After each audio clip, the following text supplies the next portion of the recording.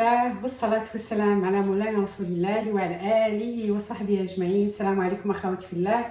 إن شاء الله تكونوا بخير وعلى خير فيما كنتم يا رب العالمين. كنتمنى تكونوا في صحة جيدة يا رب. اليوم غادي نقدم لكم واحد الطبق اللي هو ماشي كاع الناس كتعرفوا، ولكن الطبق اللي هو صحي. راني ان شاء الله الرحمن الرحيم غادي نكون في سلسله ديال الاطباق الصحيه اللي هما ساهلين، اللي هما متميزين بواحد البساطه، واكثر من هكذا اللي هما فيهم كل العناصر ديالهم كلها فيتامينات وكلها غير الاشياء الصحيه، وما كاينش حاجه اللي غادي تدخل اللي هي خايبه بالنسبه للصحه. كنحفزوا بها وليداتنا باش ياكلوا، باش يقدروا زعما يتاقلموا مع هذا الاكل اللي هو صحي 100%. ان شاء الله غادي نبداو. قبل ما نبدا ان شاء الله الرحمن الرحيم ما ننساش نقول الاخوات اللي متابعيني يديروا لايك ويبارطاجيو القناه ديالي ويديروا اشتراك باش يوصل لهم المزيد والمزيد من الوصفات اللي كنديرها لهم واللي كنبارطاجيها معهم، واي حاجه درتها للوليدات الا وكان نشاركها مع الاخوات ديالي. اليوم واحد الطبق اللي هو فيه الحوت سمك من نوع اخر اللي هي بسم الله. يلا نبداو بسم الله. اللي هي الكالامار هادو جيوب ديال الكالامار، سي دي بوش ديال الكالامار اللي كنعمروهم بمسائل اللي هي بسيطه وصحيه وما فيهاش شي حاجه اللي زعما صعبه. وهذا كونجلي يعني ماشي ما غاديش يكون غالي بزاف، ولا ما غاديش يكون في الامكان ديالك ولا في استطاعتك باش تشري. المهم هادو سي جيوب ديال الكالامار، سي الكالامار هكذا داير. هذا هو اللي كنصيبوه مقطع رونديل، والناس كتقليه مع لا شابلور وكتزيد له بزاف ديال العناصر وكيكون فريتور. مي هذا لا كنطيبوه كيجي زوين في الفران ان شاء الله غادي تشوفوه معايا. المهم هادو جيوب ديال الكالامار كيما هكذا. كنحتاجو معاه بحال دائما مطيشه اللي هي محكوكه ولا مطحونه اللي هي فريش. كنحتاجو معاه الروز اللي انا سلقاه من قبل. كنحتاجو معاه شويه ديال الحوت اللي هو مشكل، كاين شويه بيض وكاين شويه فيه ديال الكروفيت وكاين شويه ديال الكالامار مقطع وشويه ديال الحوت بيض. كاين الشامبينيون ولا الفطر المأكول اللي هو طري وحكيتو. كاينه الكورجيت اللي هي تاني عاوده طريه اللي حكيتها. كاين القزبور والمعدنوس. كاينه البصله اللي غادي نقسمها على جوج ديال المرات. غادي ندير الاولى في مع تشحر مع هاد العناصر، والثانيه واللي بقى لي غادي نديرو في البلا باش ندخلو الفران. كاين الثومه اللي هي مهروسه ولا محكوكه. كاين التوابل ديال الحوت انا اللي عندي موجودين، فيهم ورقه سيدنا موسى، فيهم الزعتر، فيهم الغوماغا، فيهم شويه ديال القزبور المدقوق. كاينه التحميره، كاينه المليحه، كاين واحد المعلقه ديال الزبده، كنديرش بزاف، جوج معالق.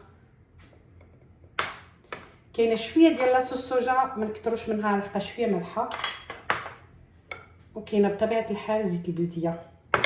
نبداو بسم الله.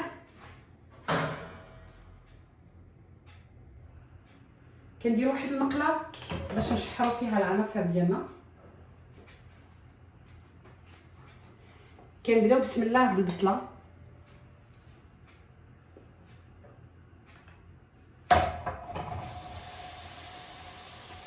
كنديرها هكذا حتى كتنشف شويه الماء ديالها. عاد كندير فيها هذاك زيت البلديه وشويه ديال الزبده. كنخليو هذا الشيء باش نديرو في البلاطو اللي غادي يدخل الفران، اللي غادي نديروه مع الشرموله. اي حاجه هزيناها من هذا.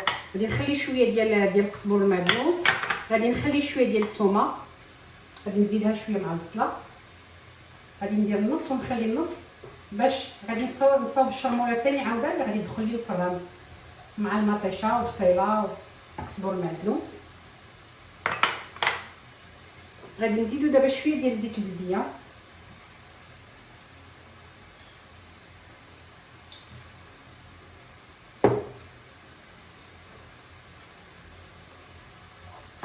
غادي نخلطو هكذا، نخليو البصيله حتى كتشحر.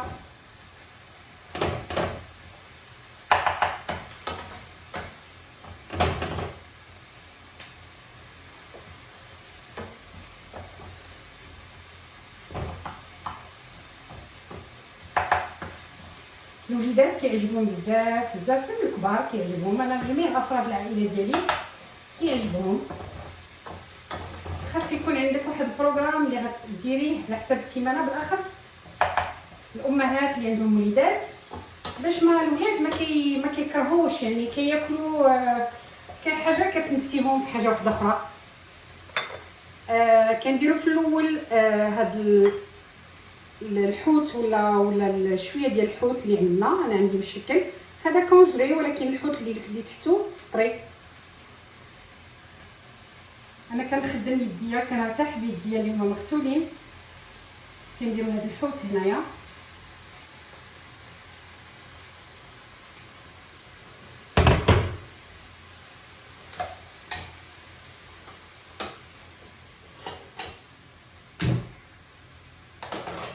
نجهدوا شويه العافيه باش الحوت ما يفقدناش الماء ديالو.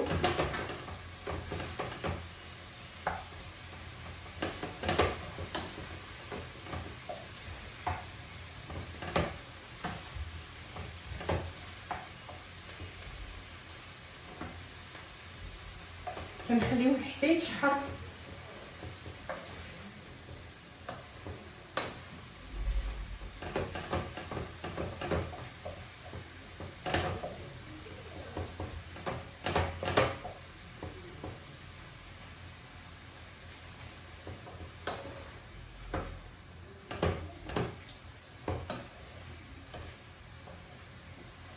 كنخليو الحوت هكذا حتى يتشحر مزيان. دخل فيه هذيك الزبيده والزيت البلديه. التوابل ما كنديرهمش دابا حتى من بعد.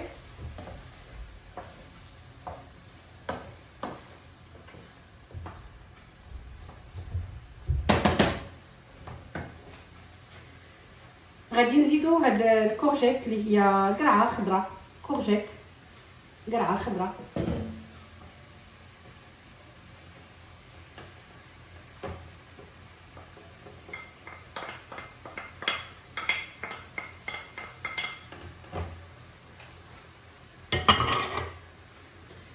غادي نزيدو شامبينيون اللي انا حكيتو هكذا خضر. هو فاش كيتحك كيطول غير شويه كيولي الكحل هكا كيتاكسد، هو معروف عليه هكا، ولكن راه طري.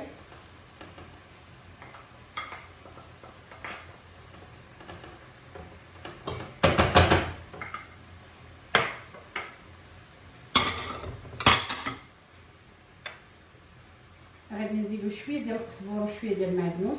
نخليو شويه على حسب الشرموله. ما تنساوش باش تقتصدوا، ماشي كل مره تنوضوا كطحنوا ولا تنوضوا. هاد العناصر غادي نزيدوهم من بعد.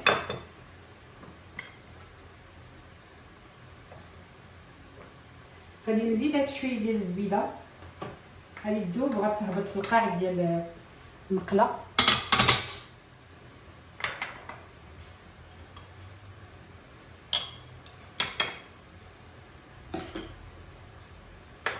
غادي نزيدو نص من هذوك التوابل اللي درنا، شويه ديال العطريه ديال الحوت، شويه ديال التحميره، وشويه ديال القزبور مدقوق، وشويه ديال المليحه.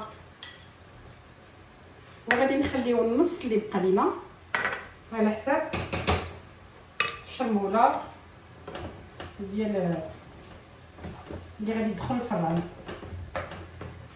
صدقوني هاد الاكله كتجي رائعه وكتجي زوينه. الوليدات اللي ما كيبغيوش ياكلوا لك الخضره مباشره، فاش كتدخليها مع الحوت ولا كتكون هكذا داخله في شي وصفه، سيرتو الا كانت محكوكه ولا بحال هكذا ديريها كغاطا ولا ديريها ما كيفيقوش بها. البنه ديالها كتكون مختلفه وكياكلوها، اللي هي صحيه اللي هي زوينه وطريه في نفس الوقت. غادي نديرو شويه ديال الصوجا، ماشي بزاف لحقاش الصوجا شويه مالحه، جهد معلقه صغيره. ما كتكثريش التوابل باش كيبقى هذاك الحوت بالبنه ديالو، يعني بالطيبه ديال الحوت. الا كثرتي التوابل الحوت ولا اللحم ولا في اي طبق درتيه كيفقد البنه ديالو، يعني ما كيبقاش هو هذاك. انا كيعجبني بحال هكذا كتكون البنه ديال الحوت ولا الخضره ولا بحال هكا تحافظي على البنه ديالها، ما كتكثريش بزاف ديال التوابل فيها، وفي نفس الوقت باش ما كيضروش، لحقاش كثره التوابل راه كضر. غادي نخليوها كيما هكذا تشحر ونرجع لكم ان شاء الله.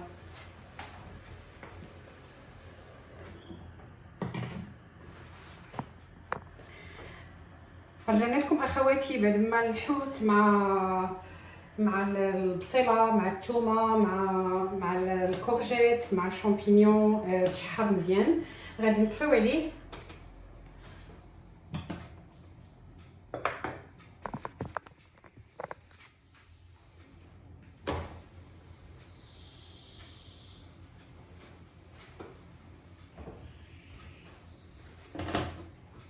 غادي نجيبوه هنايا،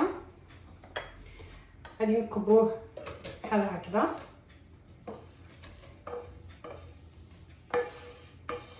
يا سلام، واحد الريحه طالعه منه ما نقول لكمش زوينه.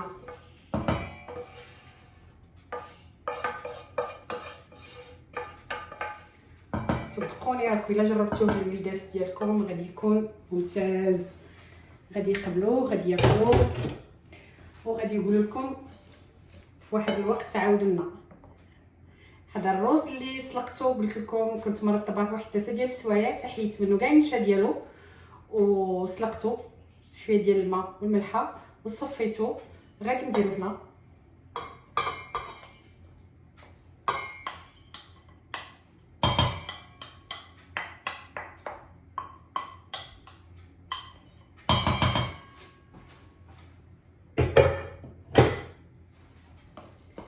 غادي نخلط كاع ديك العناصر مع بعضياتها. هذا هو الخليط اللي غادي يجي في الجيوب ديال الكالامار الداخل.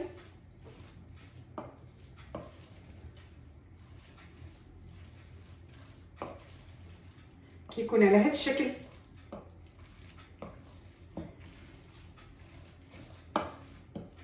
خلطوه باش كاع ديك الشرموله ديال الحوت تدخل فيه.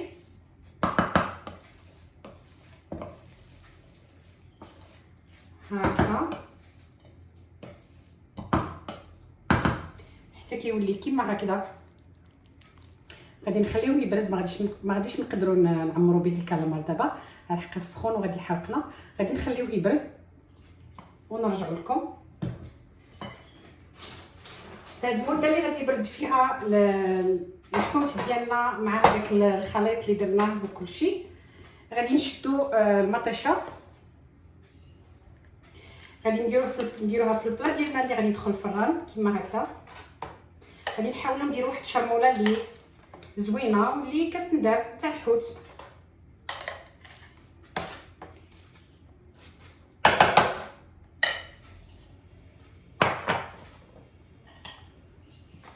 غادي نديروا هذيك التويمه اللي بقات.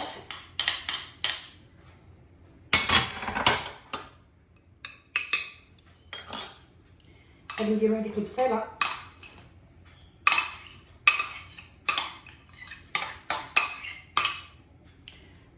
اذا جربتوه راه ما كاينش فيه كاع شي حاجه اللي زعما ما تقدريش تساليها عندك، كلشي كاين في الدار. غادي نديروا فيه هذا القزبور والمعدنوس اللي شاطو اللي خليتهم باش نديرهم هنايا. غادي نديروا فيه هاد التوابل اللي خليت.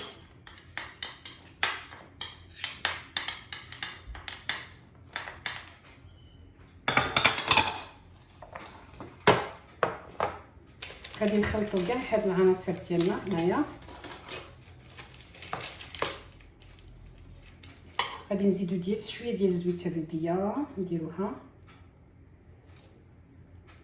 زيت البلديه كتجي غزاله في الماكله تبارك الله ما شاء الله، كتعطي واحد البنه للاطباق انا ما كنستغناش عليها ابدا.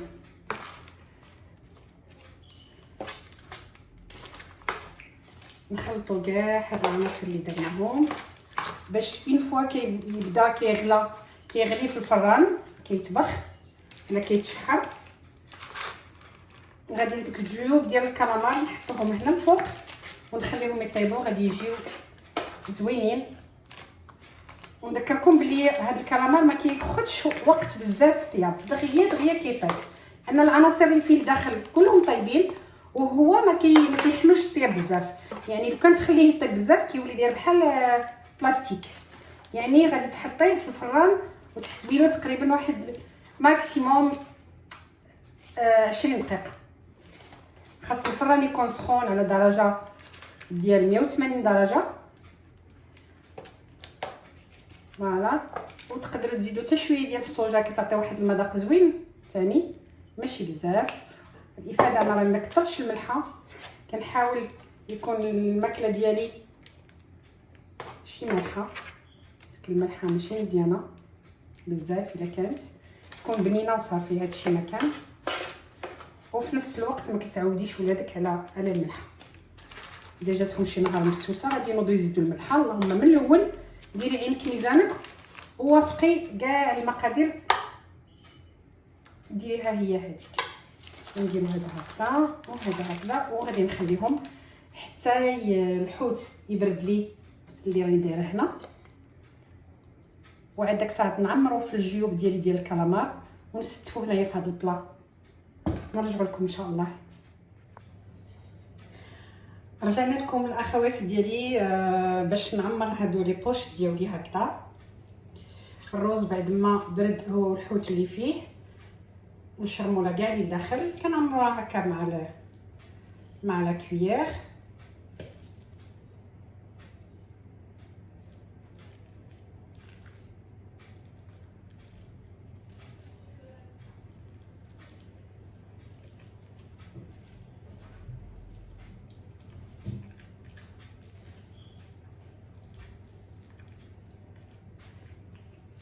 انا معاكم مرحله بمرحله، ايطاب باغ ايطاب. كنديروا لها هكذا، كنعمروا كلشي هاد الجيوب ديالنا.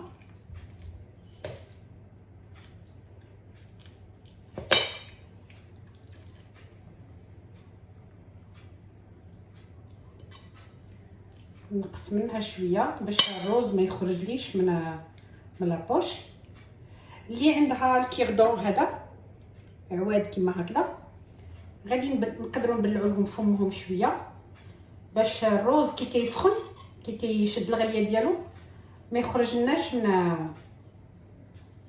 من الجيوب هادو. كيما هكا كتجي زوينه، كتجي كيما هكذا جايب ديال الكالامار. كنحطوه في هاد لاصوص كيما هكا وكنواصلوا معكم.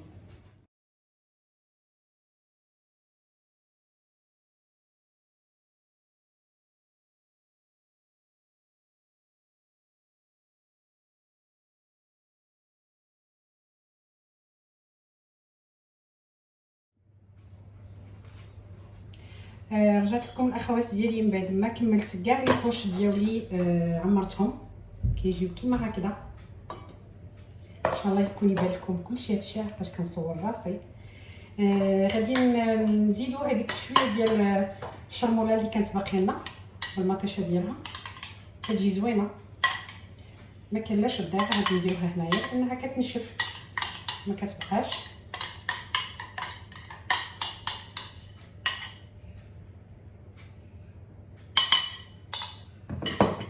انا كنزيد شويه ديال الزعتر هكذا الفوق، ما كثروش بزاف باش ما يجيناش شويه مر. وكنزيد ورقه سيدنا موسى ولا لا فوي دو لوريي، كنحط وحيدات هكذا. وغادي نزيد شويه ديال السيترون، استناوني ما تمشيوش.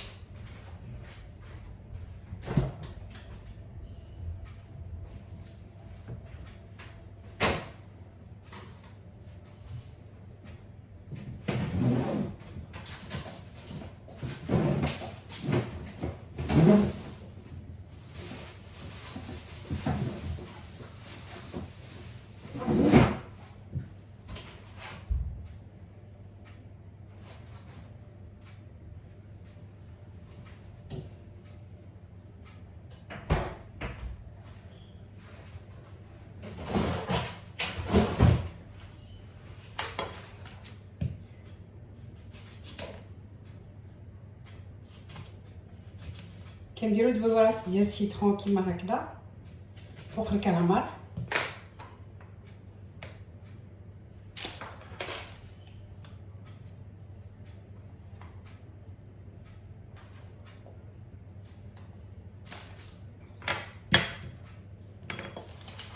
كيجيو كيما هكذا. كنكون شاعله الفران على درجه الحراره 180. اللي عنده فرن كهربائي ديال 180 ويدير لا تمبيراتور ويدير يشعلو من تحت. واللي عنده فرن ديال الغاز يشعلو ثاني عاوده ونقفلو. كندير الفيلم عفوا بابي كويسون هو الاول، وعاد كنغطيه بالالمنيوم باش كيكون كلشي صحي. كيتغطى مزيان باش يعرفوا هذيك لافابور ديال المطيشه اللي كطيبوا. نرجعوا لكم غادي نديرو ان شاء الله في الفران ونرجعوا لكم وتشوفوا الطبق النهائي ديالي، وان شاء الله تجربوه ويعجبكم. غادي ندخل ان شاء الله الفران.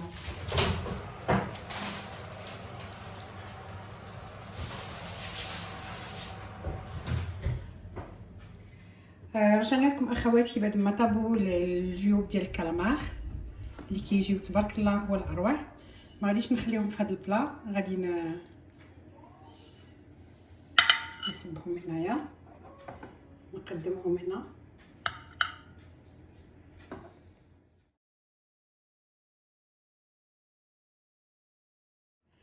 الطبق النهائي ديالنا هو هذا، ان شاء الله يعجبكم ويرقكم، وصدقوني كيجي زوين بزاف بزاف بالبزاف كما قالوا يا اخواننا الجزائريين. كيجي تبارك الله هو الاروع، كيجي زوين، كيجي واحد المذاق لا يقاوم. انا رافقته بهاد الشليضه ديال الخيار والمطيشه والبصله، وحتى هاد الروز اللي كان بقى قبيله من التعمار ديال الكالامار سخنته حطيته. اللي بغى ياكلو ما كاين حتى مشكل، كنقدروا نحطوه.